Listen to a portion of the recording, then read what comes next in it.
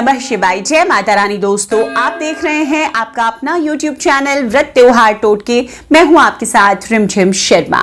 दोस्तों, आज इस वीडियो में मैं आपके साथ सावन सोमवार व्रत से जुड़ी हुई एक बहुत ही महत्वपूर्ण जानकारी शेयर करने जा रही हूं। उससे पहले आप सभी को सावन मास के प्रथम सोमवार की बहुत बहुत शुभकामनाएं।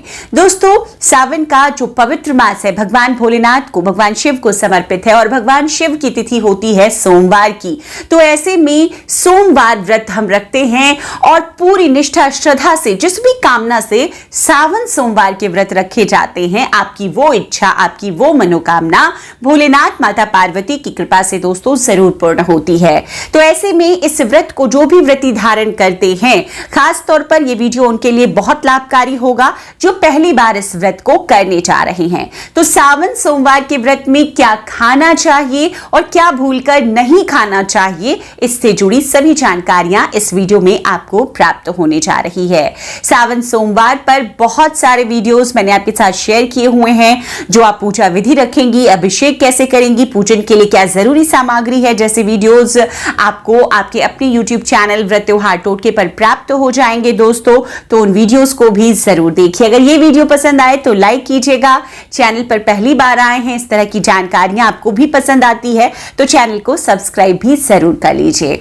दोस्तों, सावन सोमवार का व्रत देखिए, सावन सोमवार का व्रत सबसे पहले तो जान लेते हैं, फलाहार रखा जाता है। सावन सोमवार के व्रत में अन्न का सेवन नहीं किया जाता है। सावन सोमवार में देखिए दोस्तों, दो समय पूजा का विधान होता है। सुबह कई लोग पूजन कर लेते हैं और कुछ चीजों को खा पी लेते हैं, तो वहीं कुछ लोग निर्जल निराहार रहकर शाम के समय, जो प्रदोष काल में भगवान शिव का पूजन अभिषेक का समय होता है, उसी समय पूजन अभिषेक करने के बाद ही सावन सोमवार के व्रत को खोलते हैं। तो दोनों तरीके से मैं बताऊंगी। अगर आप सुबह की पूजा के बाद कुछ खाना पीना चाहते हैं तो आप क्या खाएंगे, या फिर आप शाम की पूजा के बाद व्रत खोलते हैं तो आपको क्या खाना चाहिए। देखिए, सबसे पहले तो मैंने आपको बता दी, जानकारी दे दी कि सावन सोमवार का व्रत फलाहार रहा जाता है। इसमें अन्न का सेवन किसी भी प्रकार से हमको नहीं करना चाहिए, अन्न नहीं खाना चाहिए। तो अब दोस्तों, अगर आप सुबह की पूजा कर लेते हैं तो सुबह की पूजा के बाद में, अगर मान लीजिए आपने 9 बजे पूजन कर लिया, जिन लोगों को आदत होती है कि वो चाय वगैरह लेते हैं, तो सुबह की पूजा के बाद में आप चाय ले सकते हैं।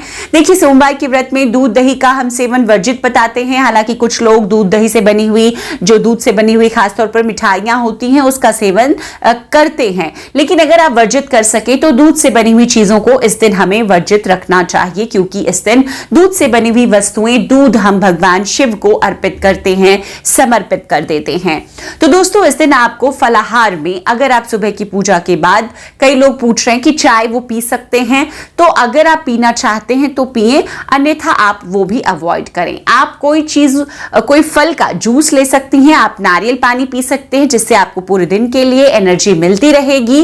इसके बाद में, अगर ये तो पीने की बात हुई, अगर आपको खाना है कुछ, तो आप खाने में फलों का सेवन कर सकते हैं। जो भी सीजन के फल मिले उस फल को आप खा सकते हैं, उसमें कोई मनाही नहीं है।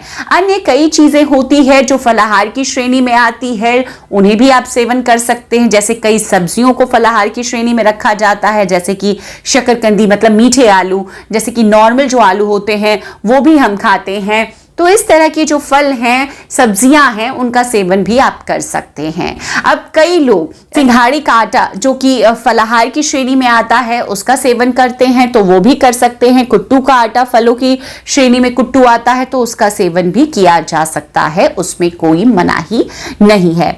तो कुल मिलाकर आपको सुबह की पूजा के बाद में आप किसी फल का सेवन कर सकते हैं। फलाहार में ये सभी चीजें आएंगी, आप इसमें से किसी अन्य चीज का भी सेवन कर सकते हैं।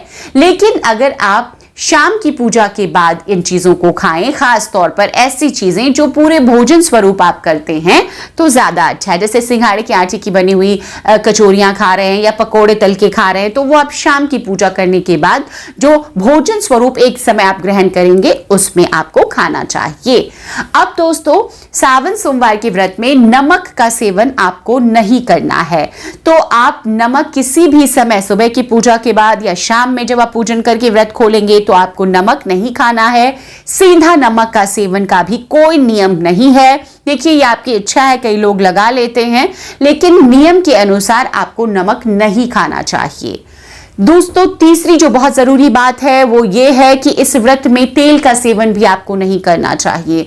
तो अगर आप घी से बनी हुई वस्तुओं का सेवन करते हैं तो ठीक है, नहीं तो कुछ में भी ना, ऐसी वस्तुएं ही ना खाएं जिसको आपको तलने की जरूरत हो, जिसके लिए आपको तेल घी की जरूरत हो। अन्यथा अगर आप खाते हैं तो घी से बनी हुई चीजों को ही आपको सावन सोमवार के व्रत में खाना चाहिए।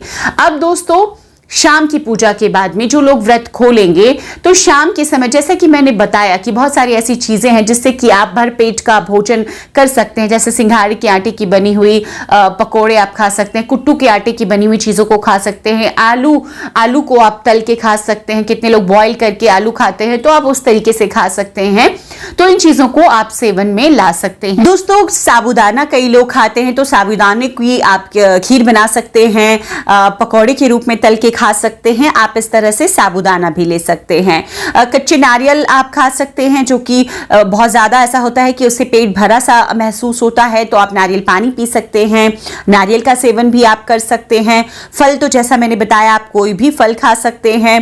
ड्राई फ्रूट्स में भी आप कोई भी ड्राई फ्रूट्स खा सकते हैं। ड्राई फ्रूट्स खाने की भी कोई मनाही नहीं है। कुछ ऐसी चीजें हैं जिसको मैंने साफ तौर पर कहा आपको नहीं खाना है, वो है नमक, आपको अनाज का सेवन नहीं करना है, और आपको तेल का सेवन नहीं करना है। और बाकी सारी चीजें, लहसुन प्याज, ये सब तो यहां पर कहने वाली बात ही नहीं है। कोई भी ऐसी चीज जो अशुद्ध हो उसका सेवन सावन सोमवार के व्रत में नहीं करना है। एक और नियम जिसको बहुत खास तौर पर आपको ध्यान रखना है, आपको बार बार नहीं खाना है।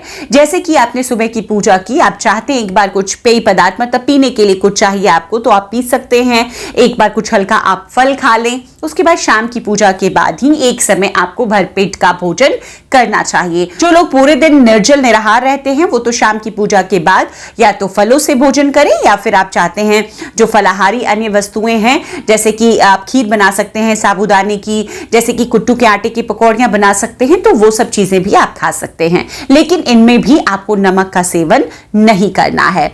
तो ये खाने संबंधी कुछ ऐसे नियम थे जो कि बहुत जरूरी हैं। व्रत का पारायण अगले दिन हम भगवान शिव के अभिषेक पूजन के बाद करते हैं, और उसके बाद हम अन्न और नमक का सेवन कर सकते हैं। तो इस प्रकार से आपको सावन सोमवार के व्रत में दोस्तों खाने संबंधी नियम को रखना है। बहुत सारे सावन से जुड़े हुए वीडियोस, उपाय मैं आपके साथ लगातार शेयर कर रही हूं, उन वीडियोस को भी जरूर देखिए। ये वीडियो अगर पसंद आया हो तो लाइक कीजिएगा, आगे अपने दोस्त परिजनों तक शेयर भी जरूर कीजिए। चैनल पर पहली बार आए हैं तो चैनल को सब्सक्राइब करना ना भूलें। किसी भी अन्य तरह की जानकारी आपको चाहिए सावन मास और उनके व्रतों से जुड़ी हुई, तो कमेंट बॉक्स में कमेंट कर मुझसे जरूर पूछें। वीडियो देखने के लिए बहुत बहुत शुक्रिया। जय माता रानी, हर हर महादेव।